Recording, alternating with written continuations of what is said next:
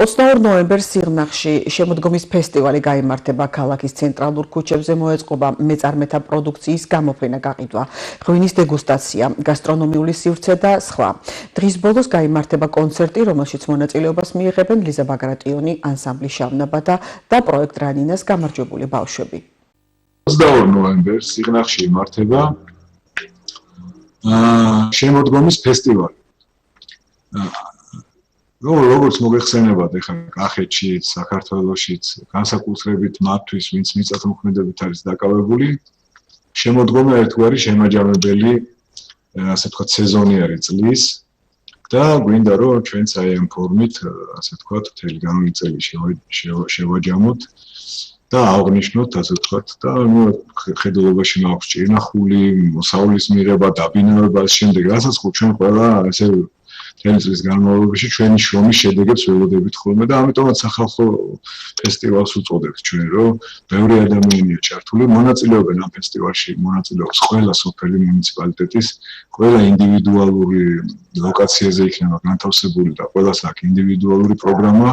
ხედულობაში მაქვს აი ამ შემოდგომის ნობათის ფონზე თითოეული სოფელი წარმოადგენს თავის სახასიათო ნაწილს, ასე ვთქვათ, განასახიერებს, ვთქვათ, ზოგიერთი სოფელი თავის ისტორიულ ნაწილს, ზოგიერთი დღევანდელობას გამოხატავს. ჩართული არიან როგორც მერის წარმომადგენლობები და ადგილობრივი, ასე ვთქვათ, მეწარმეები, ასევე სკოლები, საბავშვო ბაღები და მაქსიმალური ჩართულობა არის ჩვენი მოსახლეობის.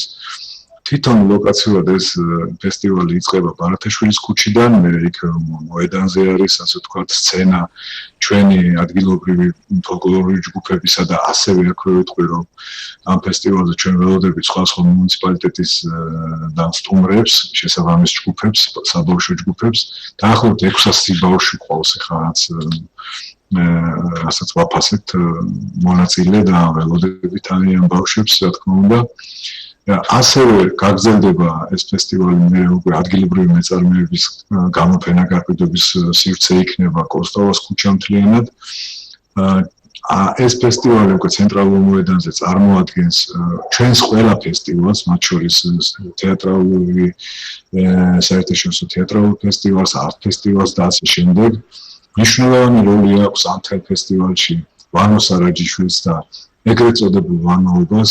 მოგეხსენებათ, რომ სიღნაღის მუნიციპალიტეტში უკვე 10 წლებია, რაც ტარდებოდა ასეთი სახის ფესტივალი სახელწოდებით ვანოობა. ჩვენ, რა თქმა უნდა, ეს ყველაფერი მეცადეთ რომ გაგვაერთიანებინა, იმიტომ რომ შინაარსობრივად ერთმანეთს ხელს არ უშლის და ვანო სარაჯიშვილის სახლ-მუზეუმში ცალკე პროგრამა იქნება ფილმი ვანო სარაჯიშვილზე და შესაბამისად მუზეუმი უმასპინძლებს კიდევ მსურველებს და სტუმრებს. შემდეგ უკვე ცენტრალურ მოედანზე გვექნება ღვინის ადგილობრივი ღვინოების გამოფენა და სომელიები შეაფასებენ და შეაჯამებენ და გამოვლენ გამარჯვებულს. სიღნაღის, ესე ვთქვათ, გული ეგრეთ წოდებული ბულვარიც უმასპინძლებს სტუმრებს, იქ იქნება განთავსებული ქალაქის სიღნაღის კუთხე, ქალაქ სიღნაღის კუთხე და ქალაქის სიღნაღი ჩვენ ვიცით, რომ წარმოადგენს, ასე ვთქვათ, მის ისტორიულ ნაწილს. და ეს უკვე ზედამოედანზე გვექნება ქართული ჭიდაობის ნაწილი, ტურნირი ტარდება და გამარჯვებული გამოვლინდება, ასევე საბავშვო სივრცეები იქნება და ქეთევან-წამებულის ქუჩით დასრულდება ეს ამ ფესტივალის, ასე ვთქვათ, განაწილება.